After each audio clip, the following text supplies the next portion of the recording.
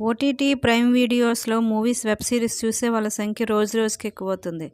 దీన్నే కొంతమంది బేస్ చేసుకొని రివ్యూస్ చెప్పడం గూడా ఎక్కువగానే చేస్తూ ఉన్నారు.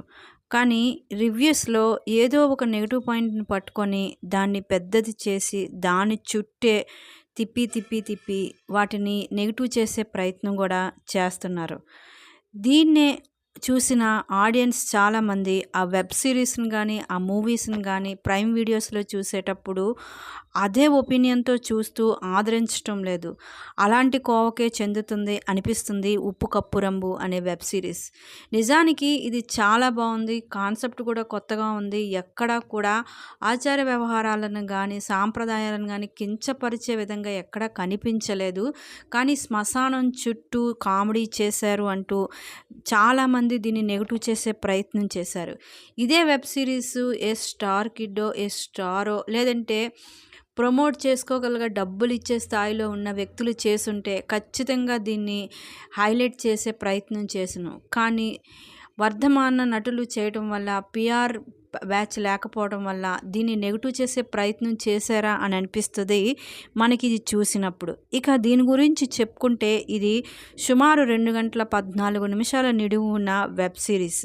ఈ సీరీస్‌లో నటించే వాళ్ళందరూ కూడా ఎవరి పాత్రలో వాళ్ళు పరకాయ ప్రవేశం చేసి నటించారా, అనుభవించి నటించారా అన్నట్లు చేశారు.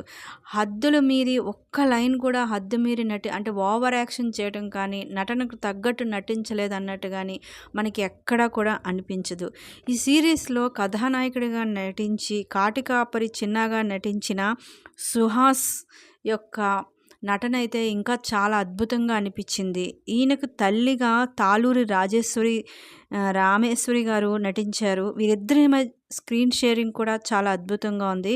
వీళ్ళిద్దరి మధ్య జరిగే సన్నివేశాలు కానివ్వండి, వాళ్ళిద్దరి మధ్య ఉన్నవి ఇవి కానివ్వండి, మనకి ఏదో ఒక టైంలో మన అమ్మతో మాట్లాడే మాటలు ఖచ్చితంగా మనకి గుర్తొచ్చే తీరుతాయి. కొడుకు ఊరికి కాపరే కానీ తనకి మాత్రం కోరిక తీర్చే కొడుకుగానే ఆ తల్లి భావిస్తూ ఉంటుంది. ఇక ఆ కాపరైన తల్లి మాత్రం కొడుకుని ఒక కోరిక కోరుతుంది. ఇది చిన్నాగా చేసిన సుహాస్ బ్యాక్‌గ్రౌండ్ అయితే, తండ్రి చనిపోయిన తర్వాత అసలు తనకేమీ తెలియకపోయినా ఊరి పెద్దగా బాధ్యతలు స్వీకరించే అపూర్వగా కీర్తి సురేష్ నటించారు.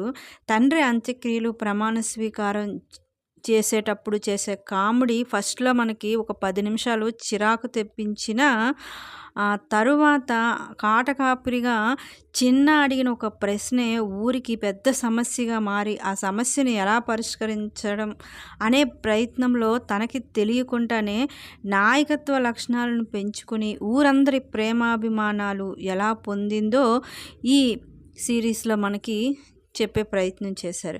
ఇక కథలోకి వస్తే అపూర్వ నాయకత్వం నచ్చని అపూర్వని ఎలాగైనా సరే అసమర్థురాలు అని చెప్పటానికి ఆ ఊర్లో ఇద్దరు పెద్దలుంటారు.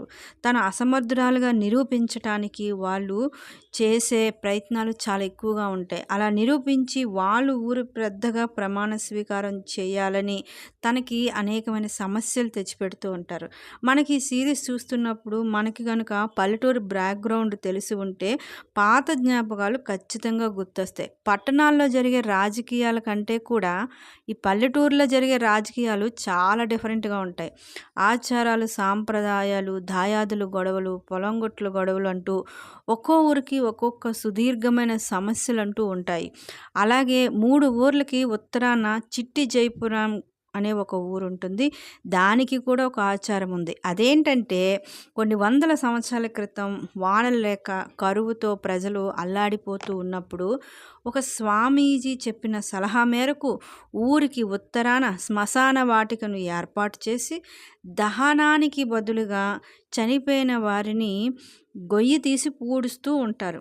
ఇలా అప్పటి నుంచి చేయటం వల్ల ఆ ఊరికి ఎలాంటి సమస్యలు కూడా రాకుండా ప్రజలందరూ హ్యాపీగా ఉంటారు. ఇక అదే వాళ్ళ ఆచారంగా మారిపోయింది. అలా కొద్ది కాలానికి ఆ ఊరి పెద్ద చనిపోవడం జరుగుతుంది. అలా చనిపోయిన తర్వాత వారసత్వంగా ఆయన కూతురు అపూర్వ మన కీర్తి సురేష్‌కి ఊరు పెద్దగా నియమిస్తారు. అయితే ఆ ఊరి కాపరిగా చిన్న అతని తల్లికి ఆరోగ్యం క్షీణించిపోతుంది. అయితే తాను చస్తే చెట్టు కింద పూడ్చమని తన కోరిక అదే ఆఖరి కోరికని అంటుంది. ఈ కోరికే చిన్నాకు ఒక పెద్ద సమస్యగా తయారవుతుంది. విషయం ఏంటంటే చనిపోయిన వారికి పూడ్చి శిలాఫలకాలు పాతడంతో ఆ ఊర్లో శ్మశానంలో మరో నలుగురికి మాత్రమే చోటు ఉంటుంది. నిజానికి 5కి ఉంటుంది. కానీ చిన్న తన తల్లి కోసం ఒక చోటుని ఎవ్వరికీ తెలియకుండా దాచేస్తాడన్నమాట. ఊరి పెద్దకి దహన సంస్కారాలు చేసి అతిపెద్ద శిలాఫలకం పెట్టడంతో మరో పెద్దగా ఉండే భీమన్నకి తాను కూడా చనిపోయాక అదే శ్మశానంలో అతనికన్నా పెద్ద శిలాఫలకం పెట్టుకోవాలని అనుకుంటాడు. అపూర్వ నాయకురాలిగా తొలి రచ్చబండ కార్యక్రమంలో ఊరి సమస్యలను చెప్పమంటే కాటగాపురి చిన్న శ్మశానంలో ఇంకా 4 శవాలకే స్థలం ఉంది అని చెప్పడంతో ఊరందరూ కూడా ఆ స్థలాలు నాకు కావాలంటే నాకు కావాలని పోటీ పడతారు. భీమన్న ఆ స్థలం ఊరి క్షేమం కోసం మా పూర్వీకులు ఇచ్చారు కాబట్టి నా అంతిమ సంస్కారాలు అక్కడే జరగాలి అంటూ ఉంటాడు. ఆ ఊరికి మరో పెద్దయిన మధుబాబు మేం కూడా ఏం తక్కువ, మా తాతకు కూడా దాన సంస్కారాలు అక్కడే జరగాలంటాడు. ఆ సమస్యను ఎలా పరిష్కరించాలో అర్థం కాని అపూర్వ కాటకాపురి చిన్న సహాయం తీసుకోవటానికి అర్ధరాత్రి వాళ్ళ ఇంటికి వెళ్తుంది. అప్పుడు చిన్న ఒక చిన్ననాటి విషయాలన్నీ చెప్తాడు. అపూర్వతో కలిసి చదువుకున్నట్లు, అపూర్వకి సమస్య వస్తే చిన్నాయే సహాయం చేసినట్లు చెప్తాడు. అంతేకాదు తన తల్లి చివరి కోరిక తీర్చడానికి ఊరి పెద్దగా తన సహాయం కావాలని అడుగుతాడు. ఇక అపూర్వ తొందరగా ఎవరైనా చనిపోయిన వాళ్ళు ఉంటే వాళ్ళ లిస్టు తయారు చేయమని చిన్నాని అడిగితే చిన్న 8 మంది పేర్లు తయారు చేస్తాడు. అందులో వాళ్ళ అమ్మ పేరు కూడా రాస్తాడు. కానీ ఊరి రచ్చబంటలో దాన్ని ఎవరూ ఆమోదించరు. ఇక అలా కాదని డ్రా ద్వారా 4కి ఆ స్థలాలు కేటాయించాలని నిర్ణయించుకుంటారు. అందులో 2 ఆడవాళ్ళ పేర్లు మొదటగా రాగా తర్వాత మధుబాబు తాత పేరు కూడా వస్తుంది. ఇక 4వ చీటి ఎవరిది వస్తుందా అని ఎదురు చూస్తూ ఉన్నప్పుడు భీమన్న పేరు వస్తుంది. కానీ అపూర్వ అది దాచేసి చిన్న అమ్మ కొండమ్మ పేరు ప్రకటిస్తుంది. ఇక కొండమ్మ ఆనందానికి హద్దులు లేకుండా పోతుంది. అసూయతో రగిలిపోతున్న భీమన్న దగ్గరికి వెళ్ళి మధుబాబు, మా తాతకి శ్మశానంలో స్థలం దొరికినందుకు రాత్రికి పార్టీ ఇస్తున్నాను, తప్పకుండా నువ్వు కూడా రావాలి అని ఆహ్వానిస్తాడు. ఆ రాత్రి పార్టీలో ఓ తాగుబోతు కాచిన కల్తీసార తాగి 4 చనిపోతారు. ఇక తెల్లవారుజామునే ఊరికి ఉత్తరాన ఉన్న 3 ఊర్ల పెద్దల దగ్గరికి వెళ్ళి స్థలం కొనే ప్రయత్నం చేస్తుంది అపూర్వ. మొదటగా ఒక ఊరి దగ్గరికి వెళ్ళి వాళ్ళకి సమస్యని చెప్పి 1 ఎకరం పొలం ఉత్తరాన వాళ్ళకి ఇవ్వాలని అడిగా వాళ్ళు హేళనగా మాట్లాడతారు. మరొకరు అమ్మవారి గుడి కట్టాలి, మేము ఇవ్వము అంటూ ఆడదానికి పెత్తనం ఇస్తే ఇలానే ఉంటుందని అపూర్వను ఎగతాళి చేసి మాట్లాడతాడు ఆ ఊరి పెద్ద. అప్పుడు ఊరికి కాపాడడానికి గ్రామ దేవతలు ఉంటే లేని తప్పు, ఊరిని రక్షించడానికి గ్రామ పెద్దగా అమ్మాయిలుంటే తప్పేంటని చిన్న ఆ పెద్దకి బుద్ధి చెప్తాడు. ఇక 3వ ఊరు దగ్గరికి వెళ్ళి సమస్యని చెప్పి స్థలం కావాలని అడిగితే వాళ్ళు ఇవ్వడానికి సిద్ధంగా ఉన్నామని, దానికి 1,00,000 రూపాయలు కావాలని అడుగుతారు. అయితే అంత డబ్బు అపూర్వ దగ్గర లేక తిరిగి వచ్చేస్తుంది. ఇక ఊర్లోకి వచ్చేటప్పటికి మధుబాబు ఇచ్చిన పార్టీలో తాగిన మందు వల్ల 4 చనిపోయారని తెలుస్తుంది. ముందు ఆ 4కి అంత్యక్రియలు జరిగిపోతాయి. ఇక శ్మశానంలో ఏ ఒక్కరికి స్థలం లేదు. మరి ఇలాంటప్పుడు ఎవరైనా చనిపోతే ఎలా అంటూ ఊరందరూ అపూర్వను నిలదీస్తారు. చాతగాని దద్దమ్మ అంటూ హేళన చేస్తారు. చిన్న దాచిన 5వ ప్లేస్లో ఒక శిలాఫలకాన్ని పెడతాడు. శ్మశానంలో సర్వే చేయించి ఒక నిర్ణయానికి రావాలని అపూర్వ టీం వస్తుంది. అప్పుడు చిన్న చీకటి పడితే ఇక్కడ ఎవరు ఉండకూడదని వాళ్ళని భయపెట్టి పంపించేస్తాడు. ఇక అపూర్వకు ఒక ఐడియా వస్తుంది. అదేంటంటే 100 ఏళ్ల నాటి సమాధులను తవ్వించి సాంప్రదాయబద్ధంగా పూజలు నిర్వహించి ఆ గోతిలో దొరికిన అస్థిపంజరాలను ఒక పెద్ద గొయ్యిలో పాతిపెట్టగా కాస్త స్థలం దొరుకుతుంది కదా అని రచ్చబండలో ప్రకటిస్తుంది. ఆ రోజు రాత్రి చిన్న వాళ్ళ అమ్మ కోసం దాచిన స్థలంపై పాతిన పలకపై పేరుని చెక్కే ప్రయత్నం చేస్తూ ఉంటాడు. ఆ సమయంలో తాగుబోతు అటుగా రాగా టార్చ్ లైట్లో చిన్న దయ్యంలా కనిపిస్తాడు. ఇక దీంతో ఊరందరికీ ఒక శ్మశానంలో దయ్యాలు తిరుగుతున్నాయని చెప్తాడు.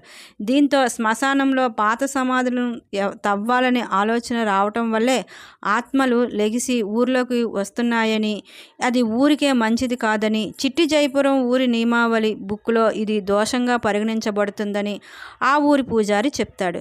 ఇక ఎవరి పూర్వీకుల సమాధి వారు కాపాడుకోవాలని రంగులు వేస్తూ ఉంటారు.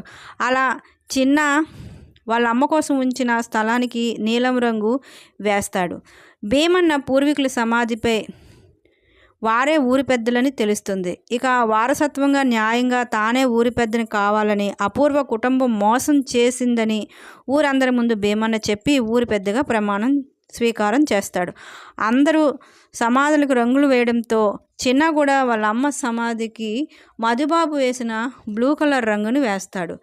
అది తరువాత రోజు మధుబాబు మనుషులు గుర్తించి సమాధిని తవ్వగా అది ఫేక్ అని తెలుస్తుంది. అదంతా చిన్నానే చేశాడని రచ్చబండిలో పంచాయతీ పెట్టి చిన్నాని వాళ్ళ అమ్మని ఊరు నుండి వెలివేస్తూ ఆ ఒక్క స్థలాన్ని వేలంపాట ద్వారా ఎవరైనా సొంతం చేసుకోవచ్చని భీమన్న తీర్పిస్తాడు.